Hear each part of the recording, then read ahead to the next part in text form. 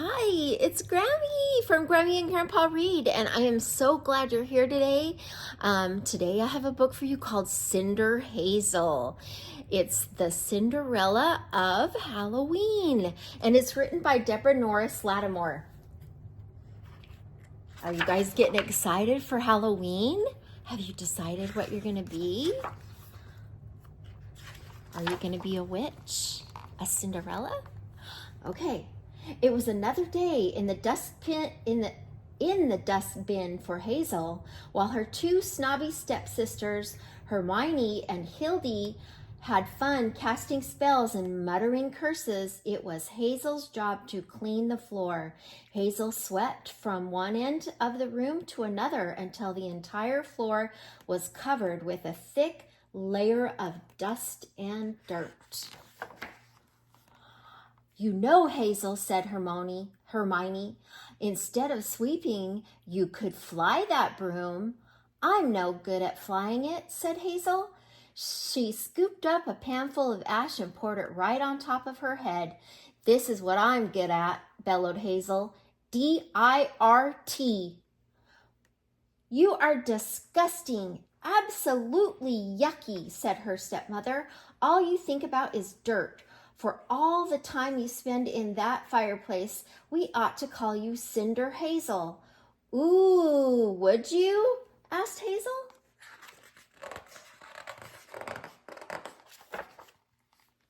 That very night, while CinderHazel played jacks with dirt lumps of coal, her stepmother and stepsister got all spiffed up, and they combed their frightful hair and coated their shoes with very clean shoe tar. "Going somewhere?" asked CinderHazel. "Why, tonight's the witch's Halloween ball," said Hermione. "And," said CinderHazel's stepmother, "rumor has it that Prince Alarming might come out of hiding tonight." "Yes," chortled Hildy, "and he's looking for a bride. But CinderHazel, you can't come. We don't want to be seen with you." "That's right," added Hermione. "You're so messy, you'd make us look bad." Girls, said stepmother. "CinderHazel couldn't get there if she wanted to. Just look at that cracked broom." The three of them laughed and laughed. Then they leaped onto their brooms and blasted out the window. "Oh, who cares?" muttered CinderHazel.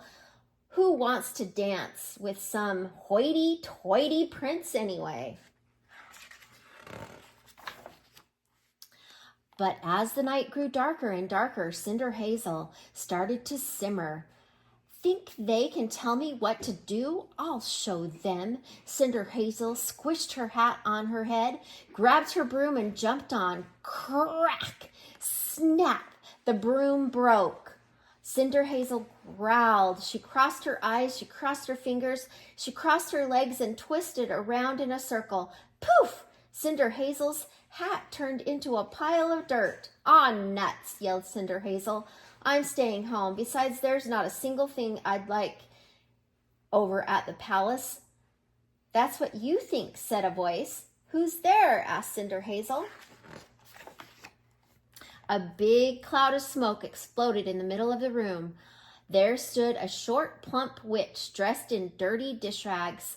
"Wow, great clothes," said CinderHazel. "Who are you?" "I'm your witchy godmother," replied the witch.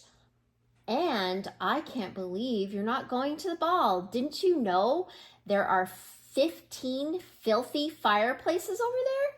"Really?" asked CinderHazel. "Really," said the witch. "And there's something else your stepsisters didn't mention. Prince Alarming is the king of dirt. If I were you, I would not let them keep you from going." "By my witchy wig, you're right," pronounced CinderHazel. Then she frowned at her broken broom. "Step aside," said the God Witch. "This is my job." She waved her arms around her head and said, "Bad old bats and toads, that's meaner. Make this broom a vacuum cleaner." Boom! The broom vanished, and in its place sat a nice, slightly used Hoopler vacuum cleaner.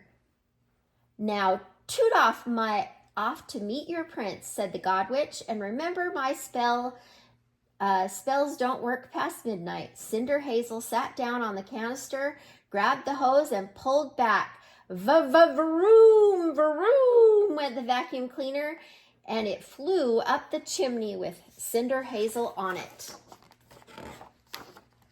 CinderHazel zoomed across the sky toward the palace. A magnificent trail of charcoal smoke billowed behind her. With a downward twist on the hose, CinderHazel and her vacuum swooped down the biggest chimney she'd ever seen. CinderHazel landed on the hearth of a grand ballroom. The party was in full swing, and CinderHazel was full of dirt.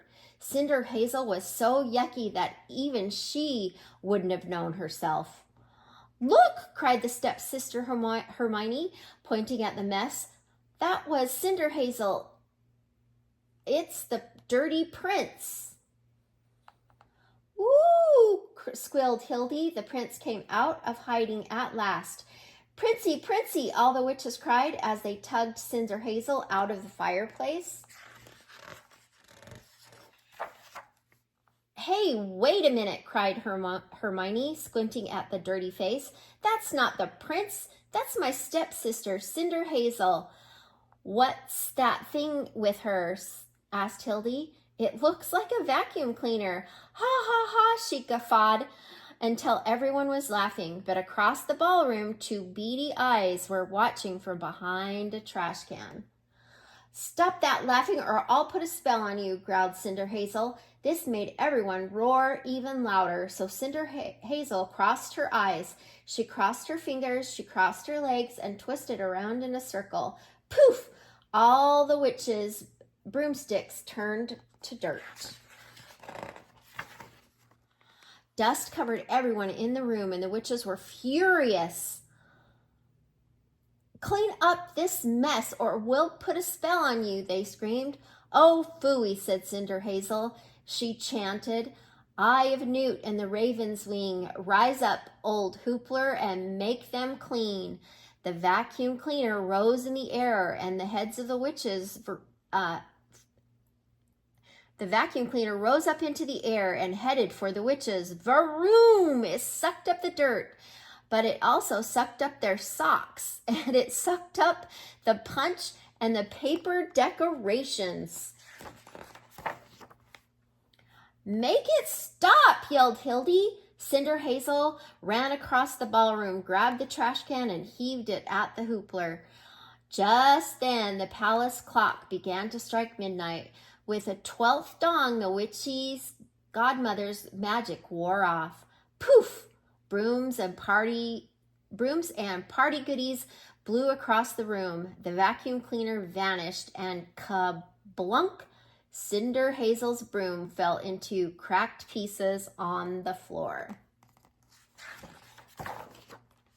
The witches piled onto the mess, screeching for their shoes, hats, brooms, and socks. Just then, the biggest dirt ball CinderHazel had ever seen walked up to her. Ew, yucky, exclaimed CinderHazel, grinning. You're filthy. That's my name, all right, said the dirt ball. Prince Filthy Alarming. And I must say, you are the dirtiest thing I have ever seen. Thank you, your royal filthiness, CinderHazel replied. Why have you been hiding so long? Partly because I was told not to, said the prince, and partly because it's just a bore dancing with a bunch of hoity-toity witches.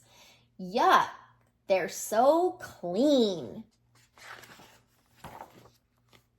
You know, I came here tonight because I was told not to, said CinderHazel, and she rubbed her nose with the hem of her skirt. The prince thought for a moment. I would ask you to stick around, he said, but I'm not sure there's enough dirt for two of us. That's what you think, cried CinderHazel. Check this out. She threw back her head, crossed her eyes, crossed her fingers, crossed her legs, and whirled around like a tornado. Kaboom! An explosion of the fireplace soot blew the other witches out the door. Not to be outdone, the prince squinted and stuck out his tongue. Kablam! Dirt showered. Here's what I found. Dirt showered down from the ceiling. Obviously, said CinderHazel, there's plenty of dirt around here. But who says I wanted to stay? Fine, said the prince, go away. I can see that we can't stand each other. But CinderHazel didn't go away. And of course, she and the prince actually liked each other a lot. In fact, they lived filthily ever after. P.S. CinderHazel never did have any glass slippers. But on their first wedding anniversary, the prince gave her a more useful present. Grass clippers. Oh, that's a silly book. I hope you like this story. Please subscribe to our channel and like the video.